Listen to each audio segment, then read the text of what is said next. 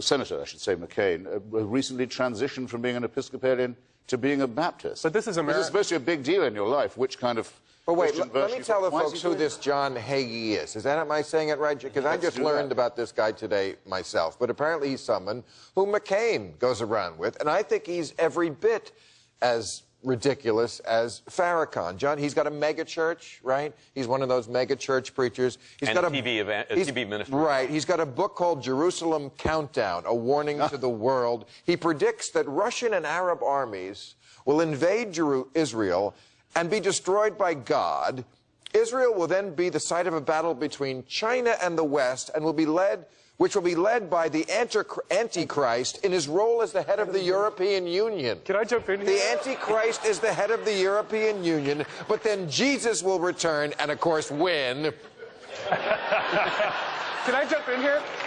This is a... Just one more thing. Okay.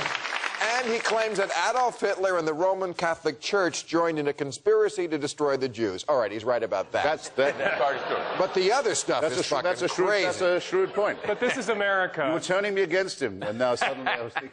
This is America. Australia got the convicts. Canada got the French. We got the Puritans. We're stuck with them. We're never going to have a viable presidential candidate who doesn't believe some form of religious idiocy, whether it's Obama's preacher, whether it's McCain's Southern Baptism. We could have been stuck with Romney and the magical Mormon underpants. Like, it was going to be something. We were going to have some president who believed some stupid thing. We have to find the one with the least offensive beliefs. My dear, let me take you up on this. Why should we reconcile ourselves or resign ourselves to that?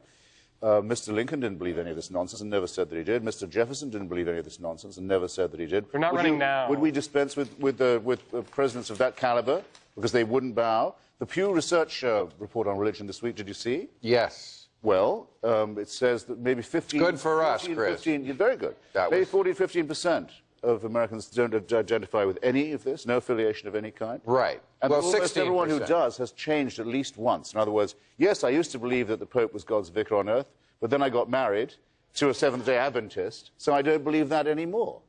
How absurd can that be? Well, you should run for president. Right? I mean, we should get in a time machine and be born in this country. I changed my faith in order to get laid, or is that married? Or... But my children, of course, will be Congregationalists. Well, I mean, are we expected to take this nonsense seriously for a second? If you got married to get laid, boy, did you make a mistake. But yes, if you didn't hear that statistic, 44% of Americans, they have at some point from childhood to adulthood switched their affiliation. They have more loyalty to their cell phone provider than they do... You know, the cable networks used to go through this. They called it churn. And people would take HBO for 3 months and then go over to Showtime. And, you know, I think that... You can say Showtime. Oh, okay. And I think the answer for the churches is the same as it was for the cable networks. Get better movies. But the fact is that...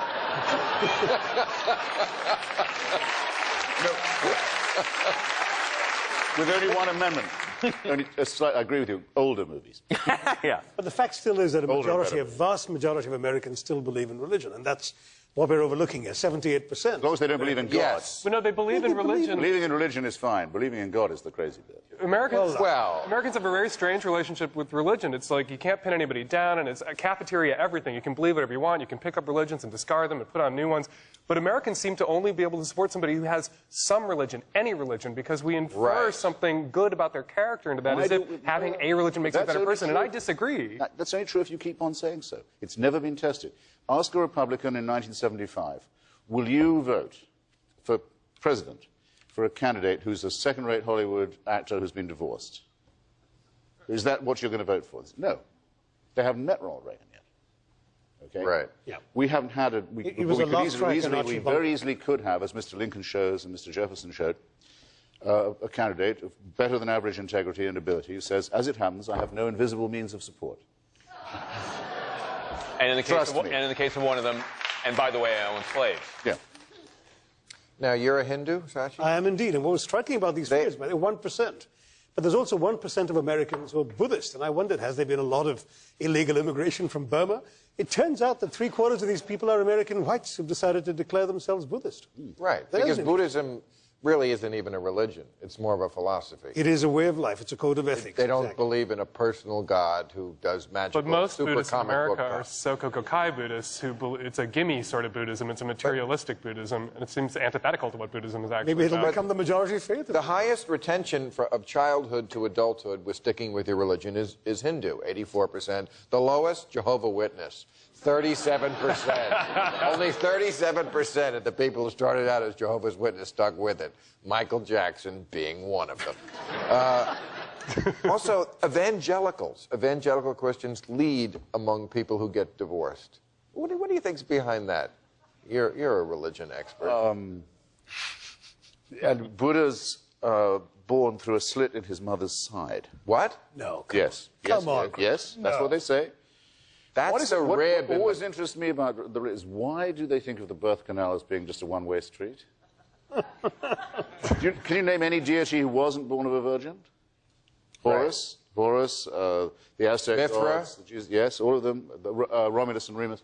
L. Ron Hubbard? Buddha born from a slit, anything but the... L. Ron Hubbard? He's a prophet, not a I get confused. Xenu, what was he born of? Yeah, right. Parthenogenesis. A great fiery star. Yeah. It remains a mystery, but the reason for evangelical hypocrisy is very simple. I mean, it would be it's the same as Larry Craig. It's the Craig factor. Which is? Those who condemn things mightily and go on hammering the pulpit about them have a secret share in the desire for them, and that's been true since before religion was invented. Most people who seek to impose their morality on others usually have a hard time imposing it on themselves, which is what we see with the evangelicals in the United States, where the divorce rates and the out-of-wedlock birth rates are higher in the Bible Belt than they are in Massachusetts or California or Washington. You hear some preacher thundering about faggotry, and the next thing you know, he's going to be found down on his lousy knees